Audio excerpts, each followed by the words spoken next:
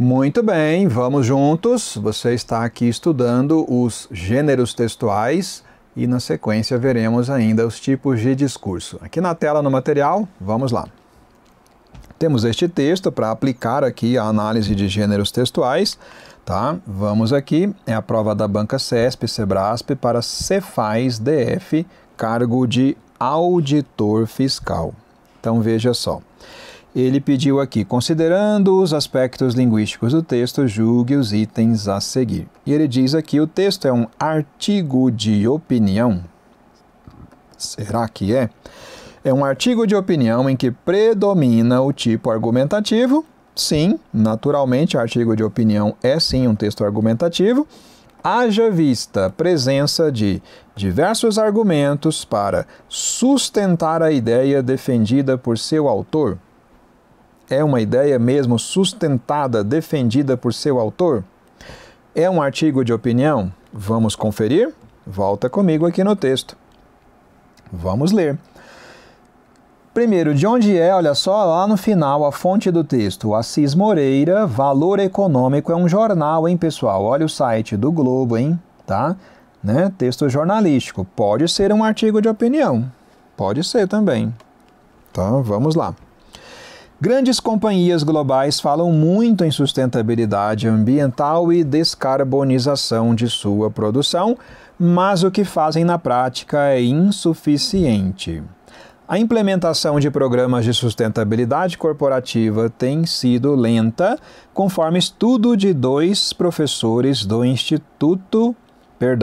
International Institute for Management Development, Instituto de Administração sediado na cidade suíça de Lausanne. Você percebeu o que ele apresentou? Ele apresentou aqui, olha, que o que ele está explicando, né, está em conformidade com o estudo de dois professores desse Instituto Internacional. Então, por enquanto, não foi ainda a postura pessoal do autor. Dos executivos consultados em outra pesquisa, ele já está em outra pesquisa, realizada pelo IMD, uma pesquisa do mesmo instituto, né? 62% consideram estratégias de sustentabilidade necessárias para serem competitivos atualmente. E outros 22% dizem que isso será importante no futuro. Sustentabilidade é vista como uma abordagem de negócios para criar valor a longo prazo. É vista por esses que foram aqui objeto do estudo, né? Levando-se em conta como a companhia opera nos ambientes ecológico, social e econômico. Então é uma visão destes que foram pesquisados, ainda não é a visão do próprio autor do texto. Em pesquisa com 10 setores industriais ao longo de 3 anos, os dois professores, né, citados lá daquele instituto, IMD, concluíram que, ao contrário do otimismo gerado pelo Acordo de Paris para combater a mudança climática e pelos Objetivos de Desenvolvimento Sustentável das Nações Unidas, as iniciativas nas empresas deixam a desejar. Né? Isso é uma conclusão dos pesquisadores. Né? Na pesquisa, eles constataram que menos de 1/3 das companhias desenvolveram casos de negócios claros ou proposições de valor apoiadas em sustentabilidade. Além disso, apenas 10% das empresas estão conseguindo captar o valor total de sustentabilidade, enquanto muitas companhias restam apenas na divulgação, entre aspas. Alguns setores têm melhores resultados na implementação de programas de sustentabilidade, como o setor de material de construção, em comparação ao de telecomunicações. Continua a apresentação de dados da pesquisa, né? Os professores alertam que o tempo está esgotando. Estudos mostram que a poluição de carbono precisa ser cortada quase pela metade até 2030 para evitar 1,5 grau de aquecimento do planeta. Isso requer revisões ainda mais drásticas das indústrias globais e dos governos.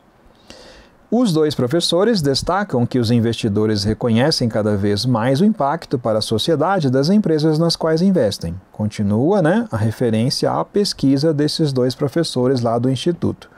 Eles, os professores, notam que a necessidade de desenvolver modelos de negócios mais sustentáveis está aumentando tão rapidamente quanto os níveis de dióxido de carbono na atmosfera e sugerem eles lá, os pesquisadores, um forte senso de foco, no que chamam de vetorização, que inclui programas de sustentabilidade corporativa mais acelerados.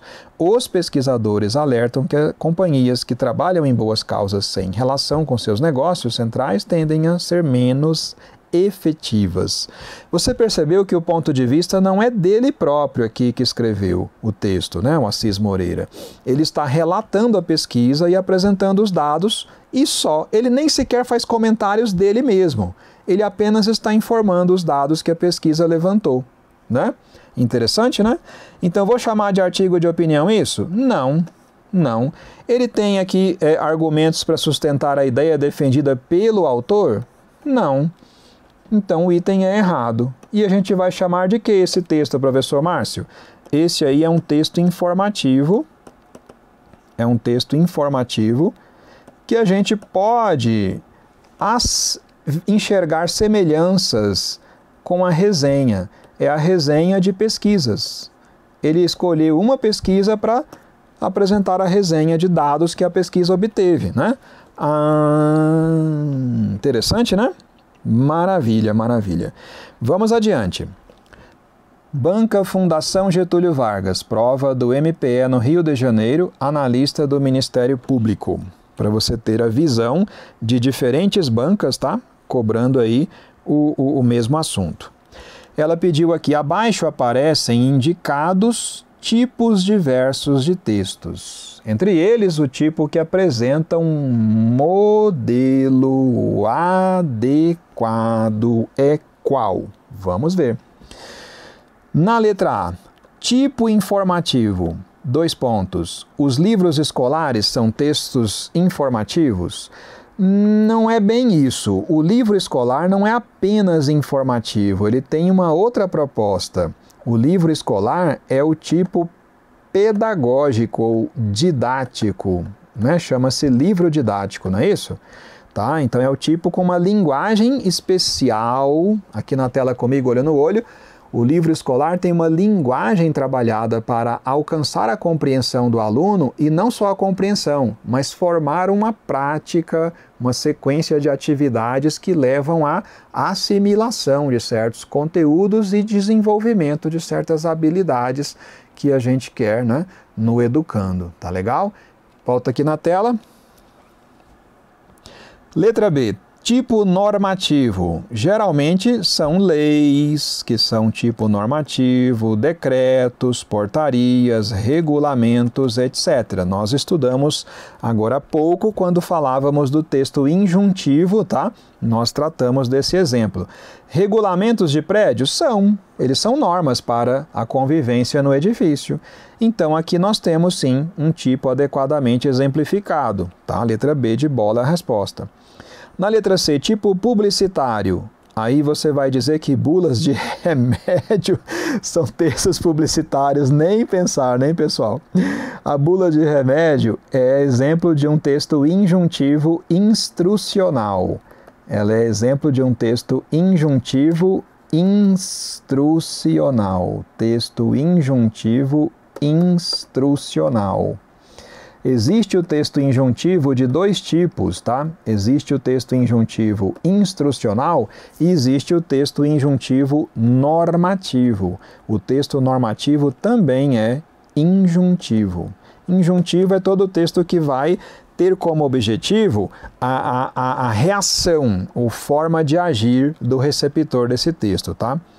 Na letra D, texto didático, mas didático seria lá na letra A, né, o texto escolar, o livro escolar. O requerimento é um texto do gênero epistolar. Gênero epistolar. Tá? Por quê? Porque o requerimento tem emissor, que é o remetente, quem envia um requerimento é um remetente, e tem um destinatário, para quem você está fazendo o seu requerimento, tá? Então, texto do gênero epistolar. Tipo instrucional, né? Seria a bula de remédio. As orações religiosas não são textos instrucionais. As orações religiosas podem ser textos injuntivos. Aqui na tela comigo. Por que a oração é texto injuntivo? Porque eu posso ter a oração com a finalidade de obter ali uma graça, uma ajuda divina, uma intervenção divina. Eu estou querendo algo do receptor da mensagem. Quem recebeu minha oração, que me ajude, que me atenda, eu posso ter um caráter injuntivo. Mas existem também orações que não são pedidos, né? São agradecimentos, tá? E aí a gente pode ter um texto interativo ali entre o emissor e o receptor, sem um diálogo, né? A oração também pode aparecer como um texto dialógico. A gente pode orar e pode talvez ouvir também a voz divina, né? Pela oração, tá? Vamos aqui na tela? Bora na próxima. De novo a banca FGV, aqui em Paulínia, São Paulo, concurso de professor. Aqui aparece esse pequeno texto, como a banca FGV gosta de fazer. Ela destaca alguns textos que ela extrai de jornais, revistas, etc. Vamos ver logo o comando da questão. O comando fala no título dado. No título dado ao texto há uma marca desse gênero textual. Qual é o gênero e qual é a marca? Bom, eu vou ter que ler o texto para ver qual é o gênero, e aí, vendo qual é o gênero, eu volto aqui no título para ver qual é a marca que está presente no título, que é uma marca do gênero textual que nós vamos ler. Bom, o título, Ataque ao Hospital Mata Crianças. Título, vamos ler o texto e ver de que gênero ele faz parte. Lembrando que, olha lá, é de um jornal, né, o Globo. E aí o texto fala, o último pediatra de Alepo e várias crianças estão entre os 27 mortos no bombardeio que atingiu um hospital apoiado por Médicos Sem Fronteiras na cidade síria, né? Alepo é uma cidade síria. Atingiu, verbo no passado, fato, né? Ocorrência. Atribuído às forças de Bashar al-Assad, o ataque ressalta a escalada de violência num país onde uma pessoa é morta a cada 25 minutos, segundo o levantamento da ONU, né? O texto apresentou dados acerca de um fato, uma ocorrência, que foi um ataque na cidade síria de Alepo. Esse texto é uma notícia. Ele está apresentando os dados, não é uma análise, comentário, não é isso. Ele só informa que foi atribuído às forças de Bashar al-Assad, né? E que ele representa a escalada de violência já segundo o levantamento da ONU. Não é o autor falando o seu próprio ponto de vista, é um dado fornecido pela própria ONU. Então temos uma notícia. E o que está nesse título? A questão quer saber o que está nesse título que é uma marca de uma notícia. Pessoal, olha o título. Ataque a hospital mata crianças. Verbo. Eu sei que o ataque já aconteceu. Não é verdade? O ataque já é passado. E por que ele escreve aqui o verbo mata no presente do indicativo? Resposta. Porque isso é uma marca típica da notícia, tá? E o motivo de usar o verbo no presente é que a notícia pretende trazer a impressão de fato recente. A gente quer vender jornal, então a gente quer passar a impressão de que são as ocorrências mais fresquinhas. Para dar essa ideia de que é um fato fresquinho, você usa verbo no presente. Isso é um recurso que todo jornal utiliza, seja impresso, seja televisivo, seja site noticioso, o que for, tá? E aí a letra A diz que é a estratégia de despertar a curiosidade do leitor. E aí, isso é uma marca da notícia, despertar a curiosidade do leitor no título? Vamos ver as outras opções. Letra B, a utilização de uma estrutura narrativa no título. Lembre-se que a pergunta foi sobre o título. O título está usando uma estrutura narrativa? O título não. O texto, quando eu leio, percebo que é narração dos fatos ali em torno de um ataque em Alepo. Mas o título não. O título não tem essa estrutura narrativa, não. Letra C, a localização temporal no presente do indicativo. Boa essa, né? Que é uma marca que eu te falei que tem nos títulos de notícias. Vamos ver as outras e comparar. Letra D, a presença de sinais de parcialidade. O que é parcialidade? Você foi subjetivo. Não, essa notícia é uma notícia típica. Tudo que ele falou veio de fontes, não veio dele próprio. É segundo a ONU, né? São dados, não são opiniões nem comentários subjetivos, tá bom? Não tem parcialidade aí não. Letra E, inversão sintática. Inversão sintática, espera aí. Não, gente, a frase do título está na ordem direta, você reparou? Sujeito, ataque ao hospital, sujeito. Verbo, matar, transitivo direto. Crianças, objeto direto. Está em ordem direta, não teve inversão. Então sobra para a gente escolher ou a letra A ou aqui a letra C. A letra A diz que é uma estratégia de despertar a curiosidade. Ataque a hospital mata crianças. Curiosidade. E a letra E, ou letra C, localização temporal no presente. Como que o enunciado pediu? O enunciado pediu a marca mesmo desse gênero textual. Pessoal, eu posso usar... aqui, deixa eu pegar a canetinha correta aqui. Eu quero mudar de cor. Eu posso despertar curiosidade do leitor em qualquer tipo de texto. Posso usar isso em uma dissertação, em um texto narrativo, em uma descrição, em qualquer um. Então isso não é uma marca do gênero notícia. Mais uma coisa que é realmente marca do gênero notícia é o recurso do verbo no presente para trazer essa impressão de que aquilo é um fato recente e vender mais notícia, né? Interessante, né? Gente, aqui na tela comigo. Banca Fundação Getúlio Vargas tem essa característica. Você tem que ficar atento, atenta, para não se perder entre as opções e você saber escolher exatamente aquilo que o enunciado pediu. Ele pediu aquilo que marca mesmo, aquilo que é mais característico desse gênero textual. Notícia. Bom, eu poderia fazer um título, sim, que traz a curiosidade, mas esse tipo de título que traz a curiosidade eu posso colocar em qualquer tipo textual, tá? Agora, o que é marca mesmo da notícia? Usar verbos no presente, né? Porque notícia pretende passar essa impressão de que a coisa é mais recente. Legal? Vamos adiante. Na tela, muito bom. Chegamos aqui ao nosso próximo ponto importante, tipos de discurso. Discurso direto, indireto e indireto livre. Nós vamos primeiro entender cada um deles, tá? Depois vamos também compreender a transformação. Tipos de discurso. Coloquei assim para a gente poder comparar os três e você entender bem. Depois vamos praticar.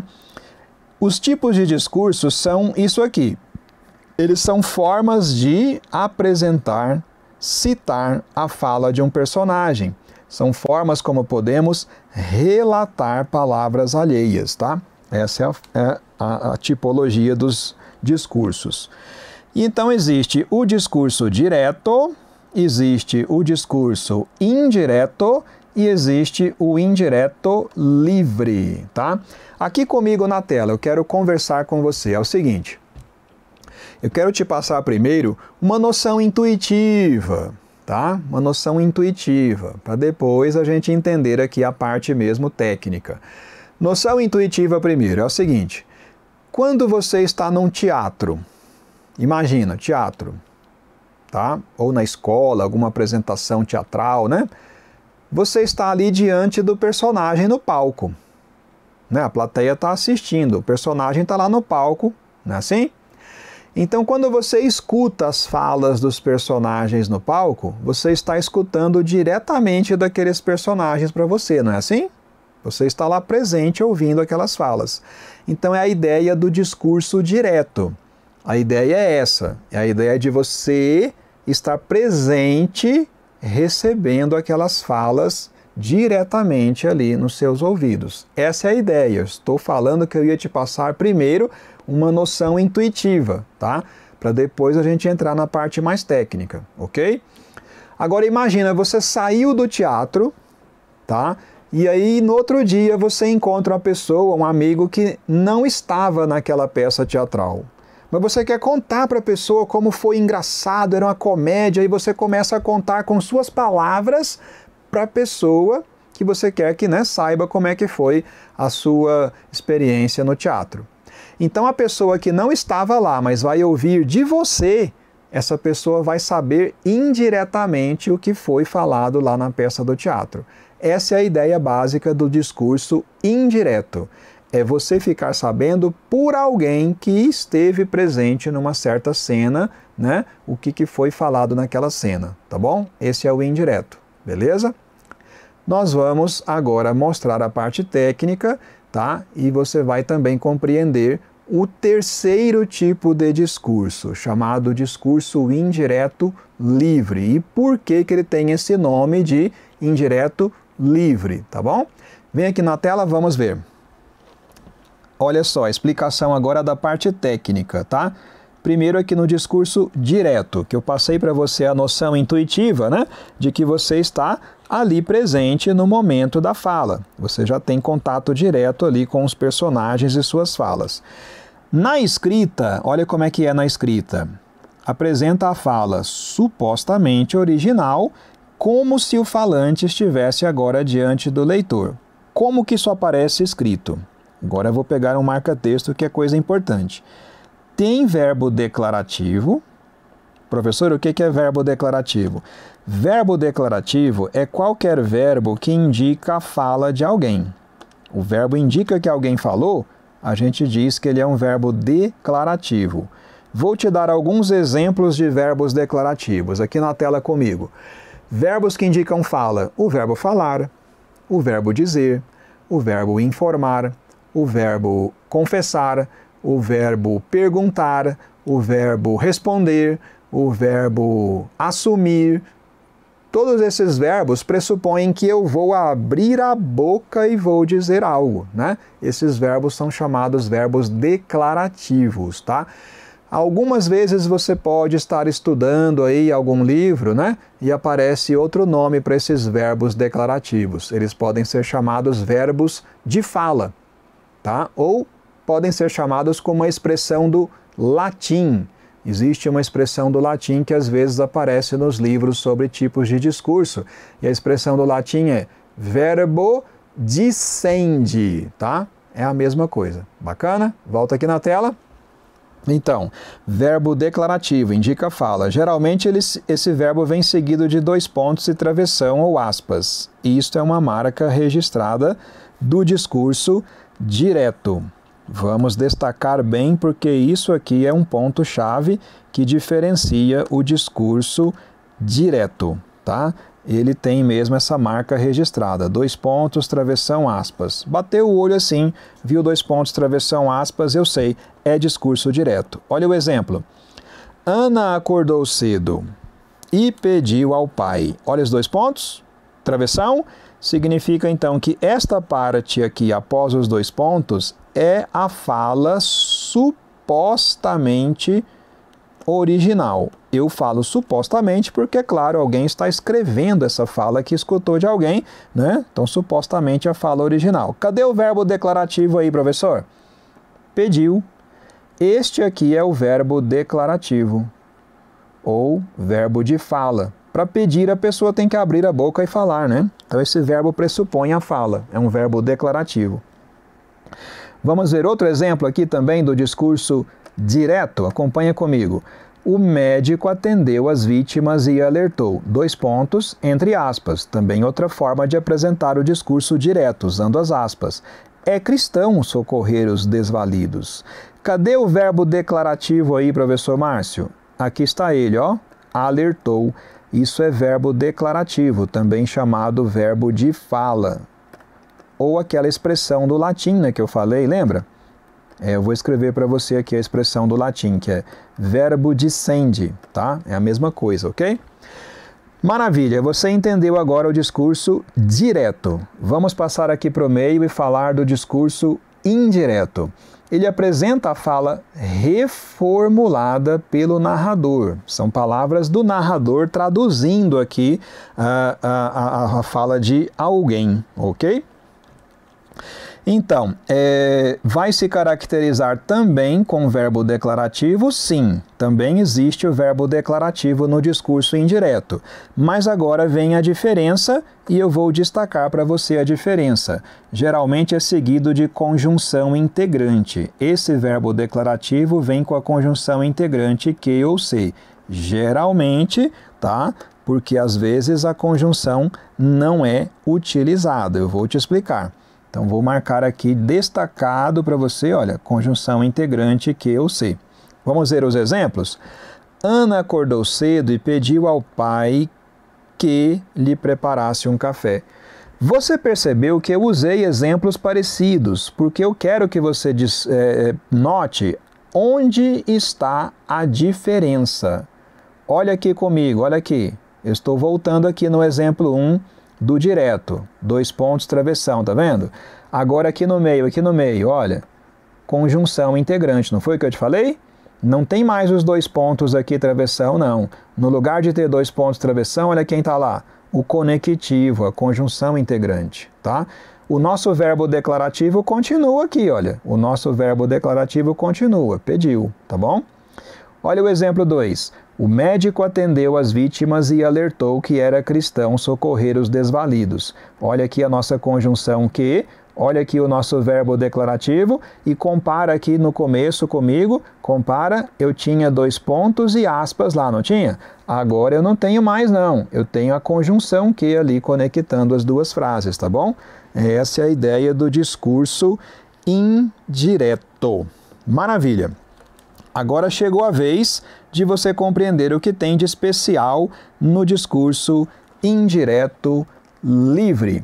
Primeiro que o nome dele é indireto, igual o nome desse aqui do meio também, indireto. Mas aí o nosso último tipo de discurso é indireto livre. Eu quero falar para você onde é que está essa liberdade dele. No que ele é livre? Escuta só. Confunde, ele mistura falas ou trechos de narrador e personagem, mistura. Em um mesmo fluxo de ideias ele mistura, ele não separa mais para você o que é narrador, o que é personagem. O leitor que se vire para descobrir dentro do contexto se é narrador ou personagem que está falando. Professor, mas para que serve isso? Serve para literatura. É um tipo de discurso típico da literatura. Olha onde é que está a liberdade dele aqui, pessoal. Não tem verbo declarativo. Não tem. Ele é o único que não tem verbo declarativo. E o que faz a ausência do verbo declarativo, hein? Qual a consequência de não ter verbo declarativo? Gente, exatamente o verbo declarativo aqui, tá vendo? Pediu, tá vendo aqui? Alertou, tá vendo? Esse verbo declarativo faz você saber que o narrador abriu espaço para a fala de alguém. É isso. Até aqui onde está o nosso verbo declarativo, olha, essa parte azulzinha aqui, tá vendo? Eu sei que essa parte azul aqui é o narrador, é a voz dele, é a voz do narrador.